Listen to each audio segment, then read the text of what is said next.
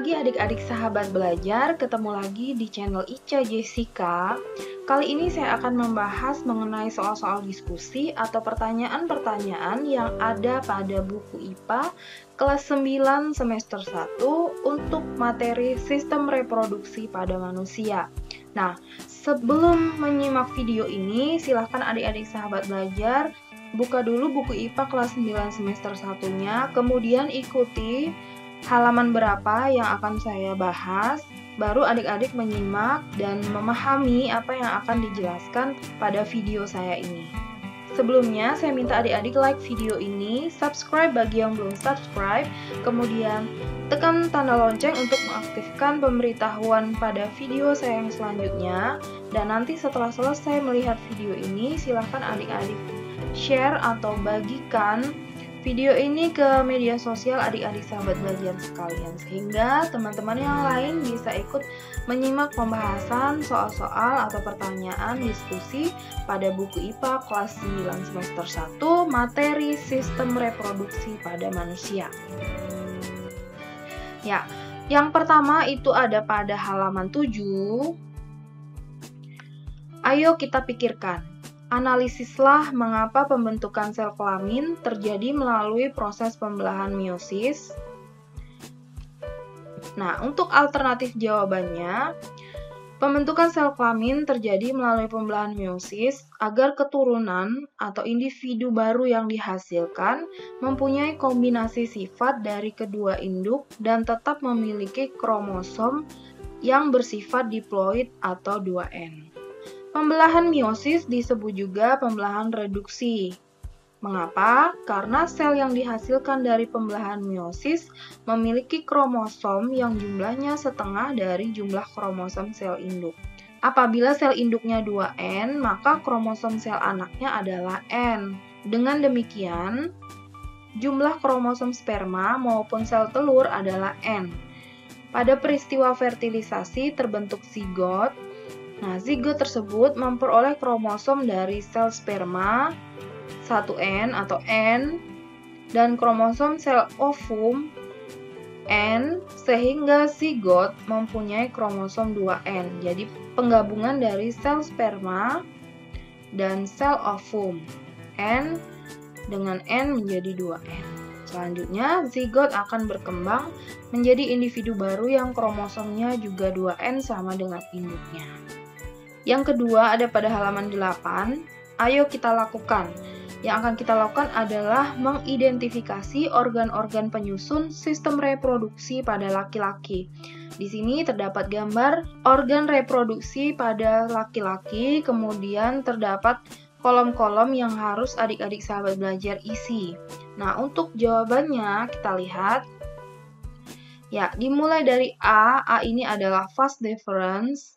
Kemudian B, uretra, C, penis, D, skrotum, skrotum ini adalah kulit testis, kemudian E, testis, bagian ini, F, epididymis, kemudian G, kelenjar koper atau bulboretra, H, kelenjar prostat, dan I, vesicula seminalis. Halaman 10, ayo kita pikirkan. Mengapa laki-laki dianjurkan untuk dikitan?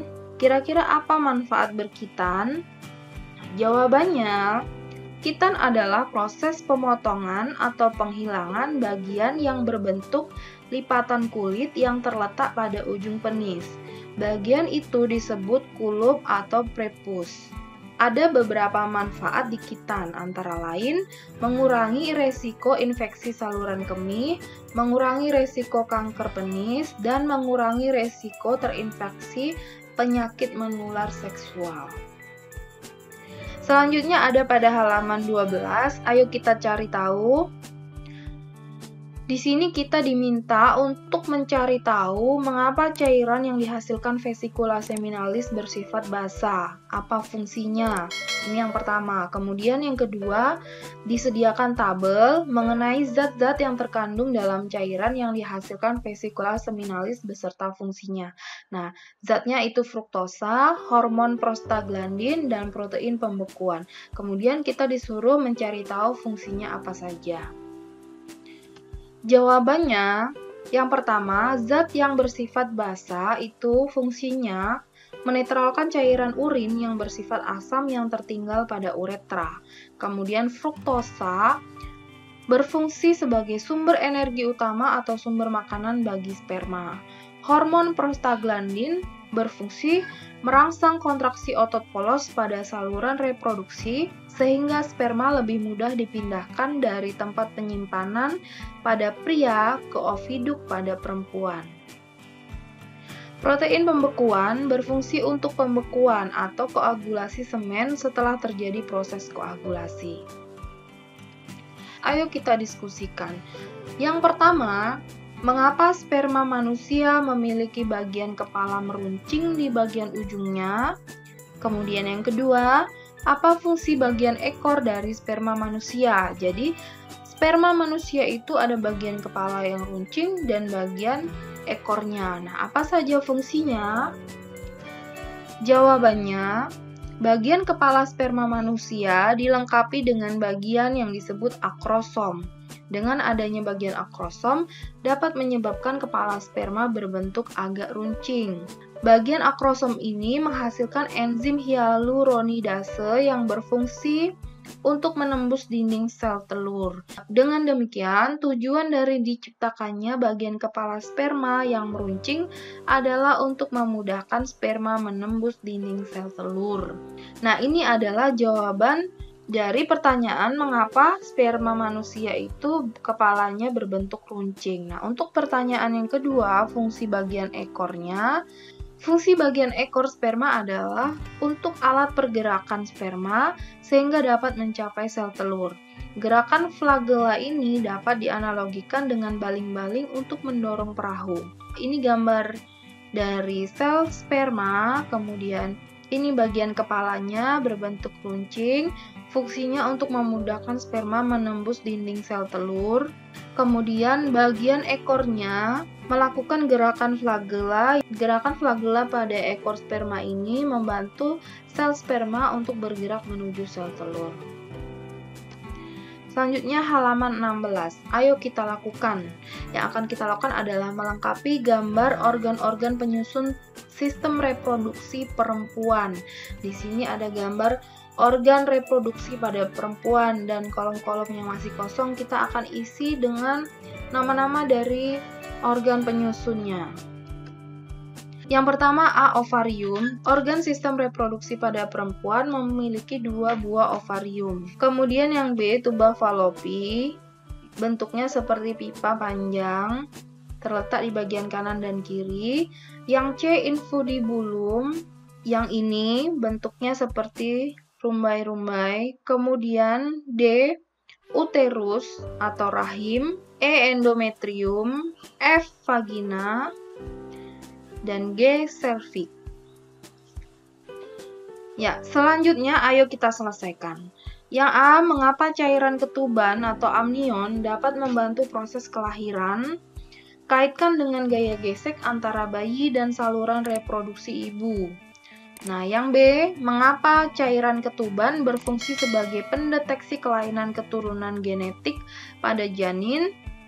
Petunjuknya coba cari jawabannya dengan cara membaca buku di perpustakaan atau melalui internet dengan kata kunci amniocentesis. Kita lihat jawabannya. Alternatif jawabannya yang pertama, air ketuban membantu proses kelahiran dengan berperan sebagai pelumas atau pelicin agar bayi mudah keluar.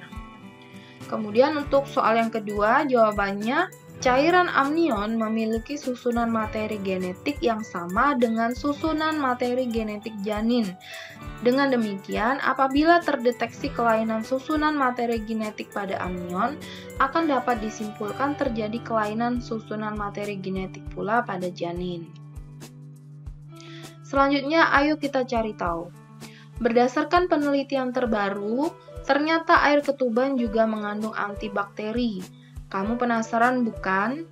Kamu dapat mencari jawaban terkait hasil penelitian tersebut dengan bertanya kepada orang yang ahli di bidangnya.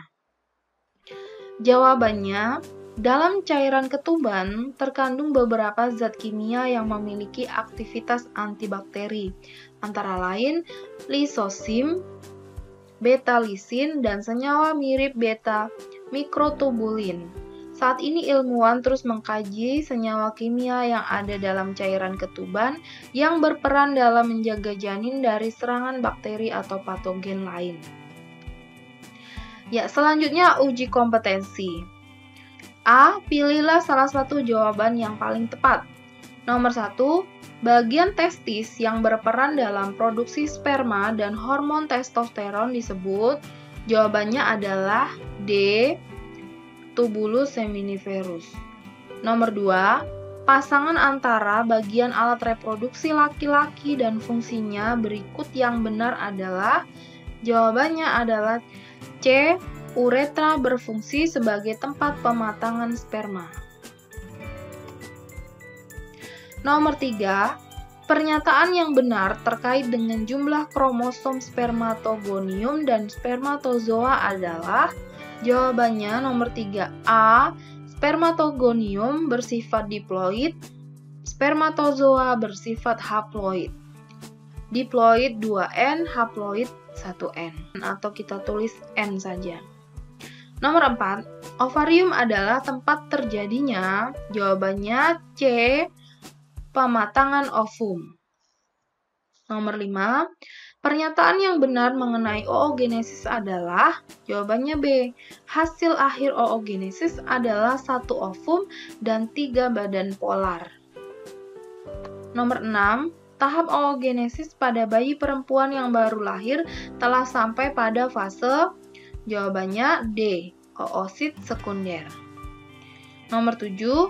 Hormon yang memicu berkembangnya folikel dan penebalan dinding rahim secara berturut-turut adalah.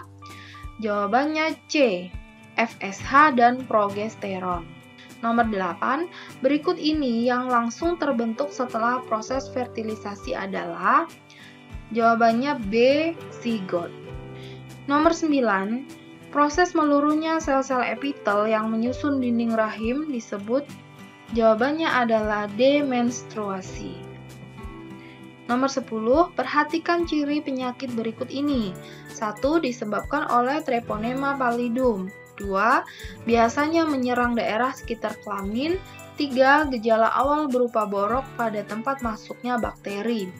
Ciri-ciri penyakit di atas dimiliki oleh orang yang menderita penyakit. Jawabannya yang A. Sifilis. Demikian sahabat pembahasan soal-soal diskusi dan pertanyaan pada materi sistem reproduksi pada manusia yang ada pada buku IPA kelas 9 semester 1. Jika ada pertanyaan, tuliskan pada kolom komentar. Jangan lupa like video ini, subscribe bagi yang belum subscribe, tekan tanda lonceng untuk mengaktifkan pemberitahuan pada video saya yang selanjutnya. Terima kasih, sampai jumpa.